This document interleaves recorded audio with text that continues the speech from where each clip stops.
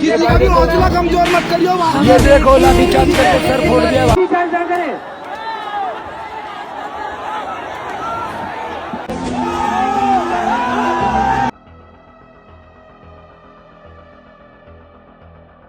20 जुलाई का ये दिन इतिहास के पन्नों में लिखा जाएगा जब स्टूडेंट ने अपनी शिक्षा के लिए लाठियां खाई थी।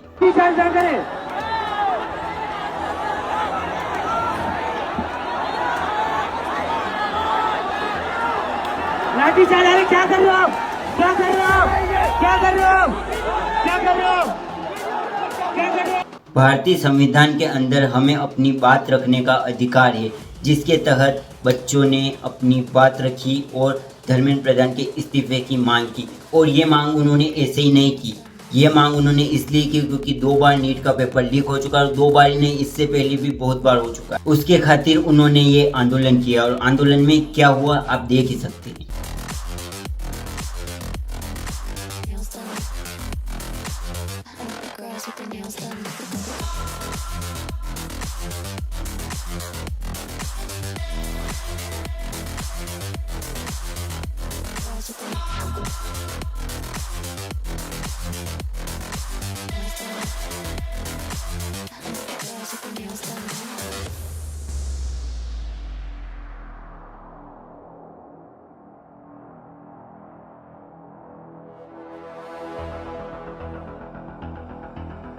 हमारा होटल वगैरह हम लोग जा रहे हैं ना, रेलवे स्टेशन मार क्यों तो जा रहे हैं ना, मार क्यों रहे? मार मार लो, देखो देख सकते हो कैसे डंडे घुमा रहे हैं। मैं नहीं डरता भाई इन लोगों से, मार लो, तुम मार ही सकते हो और कुछ नहीं कर सकते। देखे ना मेरे पे भी डंडे इन्होंने बरसा है, कुछ नहीं कर सकते भाई, हम लोग टेररिस्ट है ना। मैं खुद नागपुर से यहाँ पे प्रोटेस्ट में शामिल होने के लिए आया था, अभी होटल की तरफ वापस जा रहा था। जैसे कि इनकी हरकत है पुलिस वालों की, ये लोग डंडे घुमा सकते हैं। 3-4 ने अभी डंडे घुमाए, देख सकते हो, मेरे देखे होंगे अभी तक कैमरे।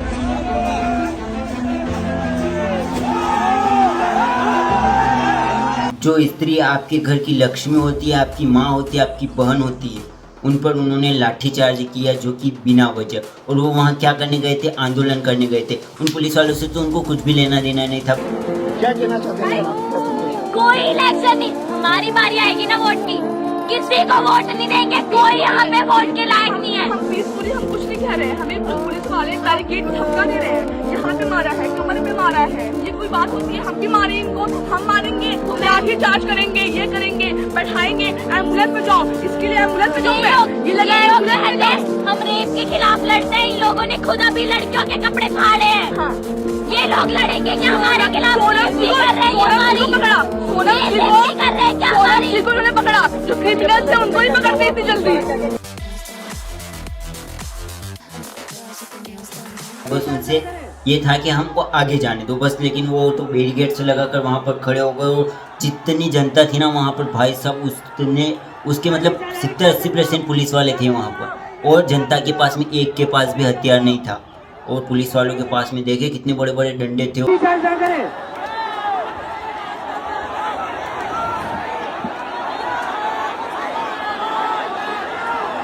लाठी चार्ज आ रहे, क्या कर रहे हो आप? क्या कर रहे हो? क्या कर रहे हो? क्या कर रहे हो? क्या कर रहे हो? और उन हथियारों का उन्होंने गलत इस्तेमाल करते हुए हमारे देश के स्टूडेंट को, नौजवानों को कुछ इस तरह पीटा, आप देख ही सकते हैं।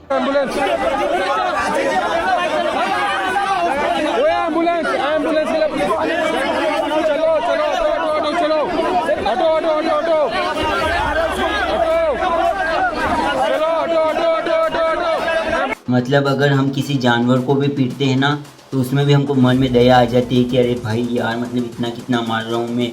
लेकिन इन चमचों के बीच में बिल्कुल दया नाम की कुछ चीज़ नहीं है। दिल्ली पुलिस बिकाऊ है और चमचागिरी करती है, ये मैं नहीं जनता कह रही है, जो कि आप सभी वीडियो देख ही रहे हो।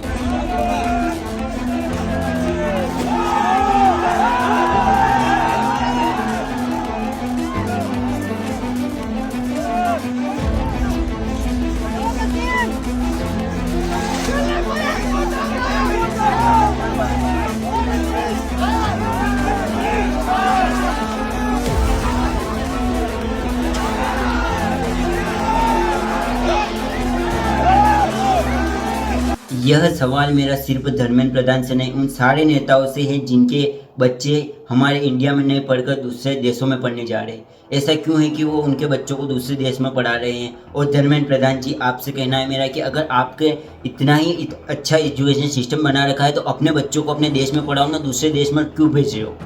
अगर इतना अच्छा एजुकेशन सिस्टम अपने देश का है तो बच्चों को पढ़ाओ अपने बच्चों को, और अगर नहीं है तो आप शिक्षा मंत्री क्यों हो? आप एजुकेशन सिस्टम सुधार सकते हो तो आप सुधारो ना। अगर आपसे नहीं हो रहा, आप में इतनी पावर नहीं है तो दे दीजिए ना इस्तीफा। इतनी सारी जनता क्या कहने के लिए है आपसे वहाँ? कितने बच्चे प्रोटेस्ट कर रहे हैं। सोनम वांगचुक जी 20 दिनों तक भूख हड़ताल पर बैठे हुए हैं, उन्होंने कुछ नहीं खाया। आपको शर्म लाज कुछ है कि नहीं? उनसे जाकर बात भी कर लेते तो उनके मन में ये हो जाता, लेकिन आपको तो बस लाठीचार्ज करने और पुलिस को गुलाम बनाना है।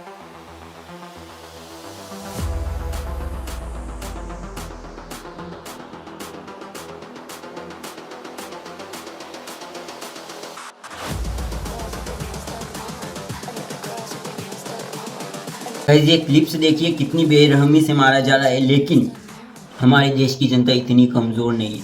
इतनी ज़्यादा मार खाने के बाद भी क्या कर रही है, सुनिए जरा। अपने ही जवान गुलाम थे, उन्होंने गोली मारी थी, अब में सिर्फ फर्क इतना है आपने लाठी मारी है। आप मुझ में तादा ना, हम तो शहीद हैं, हर युग में जन्म लेंगे। तुम क्या सोचते हो हम मर जाएंगे? बोल रहे ना।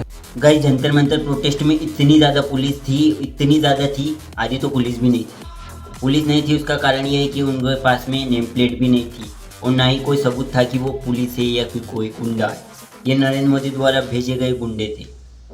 इतना सब कुछ होने के बाद नरेंद्र मोदी के मुंह से चूं तक नहीं निकला और फिर संसद के पीछे के गेट से फरार हो गए। भाई साहब, जो चोर होता है ना वही भागता है, जो साहूकार होता है वो सामने आकर बात करता है।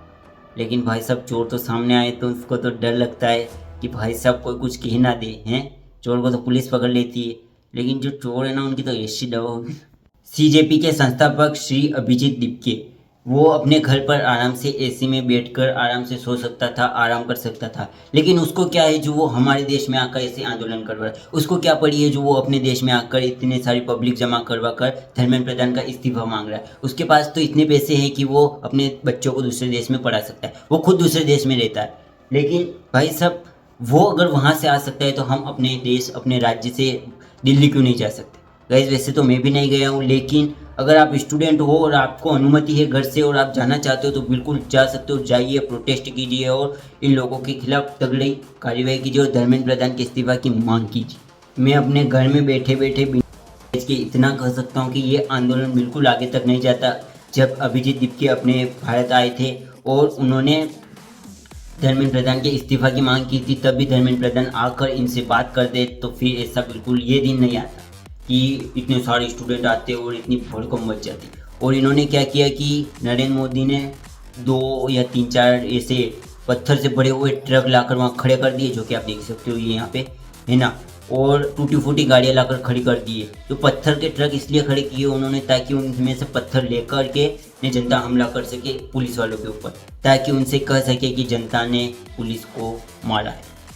लेकिन भाई साहब यहाँ तो उल्टा ही पड़ गया सिस्टम। पुलिस वाले जनता को मारते हुए साफ साफ दिखाई दे रहे हो। इतनी बेरहमी से मारा, इतनी बेरहमी से मारा ना भाई साहब। लेकिन हमारे देश भारत की जनता इतनी कमज़ोर भी नहीं है कि इन छोटे मोटे आटू चाटू के चक्कर में आ जाए और इनकी मार खाकर वहाँ से भाग जाए।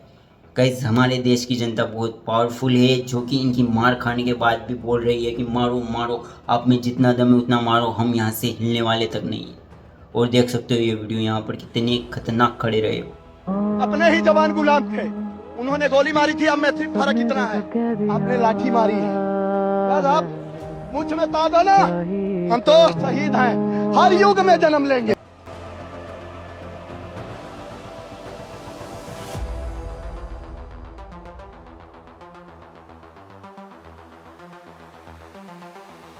गाइस ये वीडियो बनाने का मकसद मेरा सभी को इन्फॉर्म करना था, जो कि मैंने कर दिया, मुझसे जितना हुआ वो, और मेरे हिसाब से मैंने बेस्ट वीडियो बनाया है। आपको वीडियो किस प्रकार से लगा मेरे को नहीं पता कि इस वीडियो को सरकार चलने देगी या डिलीट करा देगी या फिर कुछ भी कर सकती है, क्योंकि अपने भारत की सरकार है, ठीक है। बाकी मैं कुछ ज़्यादा बोलना नहीं चाहता हूँ। आई होप आपको वीडियो पसंद आए। वीडियो पसंद आए तो वीडियो को लाइक करना, चैनल पर नए चैनल को सब्सक्राइब कर देना, और गाइस ज़्यादा से ज़्यादा सपोर्ट करना, कमेंट करना, और देखते हैं क्या होता है। मिलते हैं नेक्स्ट वीडियो में, तब तक के लिए बाय।